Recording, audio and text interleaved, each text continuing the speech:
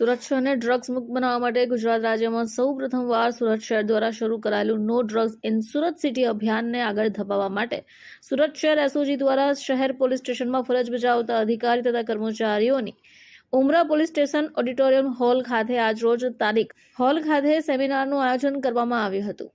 NDPS કેસમાં આરોપીઓને વધુમાં વધુ સજા થાય એ માટે રેડ તપાસ દરમિયાન શું તકેદારી રાખવી જોઈએ, મેન્ડેટરી કાર્યવાહી કરવા અંગેનું જરૂરી માર્ગદર્શન પણ આપવામાં આવ્યું હતું, જેમાં અધિકારી તથા કર્મચારીઓ મળીને કુલ 105 પોલીસ કર્મચારીઓ હાજર રહ્યા હતા।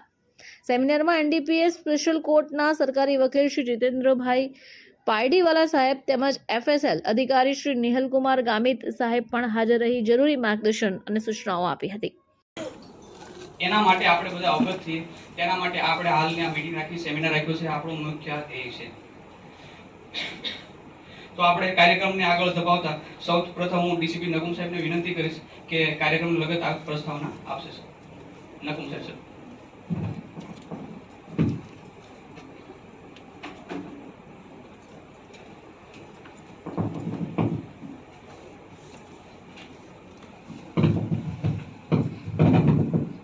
પહેલા તો એનડીપીએસ એક્ટ જે છે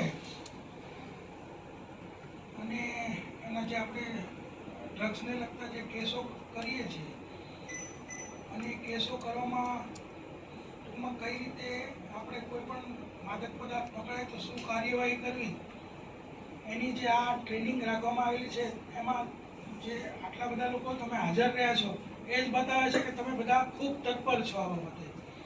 એટલે એ બદલ હું તમને પહેલા તો અભિનંદન આપવા માંગુ છું। ત્યારબાદ મુદ્દો એ છે કે કેમ એનડીપીએસ એક્ટમાં આટલા બધી જોગવાઈઓ રાખવામાં આવે છે કડક, કે ભાઈ તમારે કોઈ સ્થળ નહીં છોડવાનું, જે પણ કાર્યવાહી કરવાની હોય ત્યાં ને ત્યાં જ કરવાની, અથવા તો સ્થળ છોડવું પડે એવી પરિસ્થિતિ હોય તો એની નોંધ કરવાની, તમે કોઈને ફોન કરો તો ફોનની પણ નોંધ કરવાની। એટલા માટે કે એનડીપીએસ એક્ટની જે સજાની જોગવાઈ છે એ મર્ડર કરતાં પણ વધારે છે। મર્ડરનો જે ગુનો છે એના કરતાં પણ એની સજાની જોગવાઈ વધારે છે અને કબજામાં જો ડ્રગ્સ પકડાયું હોય તો જામીન પણ મળવા પાત્ર થતા નથી। એટલે ભૂતકાળમાં બ્યુરો રિપોર્ટ, ચેનલ આઈ વિટનેસ,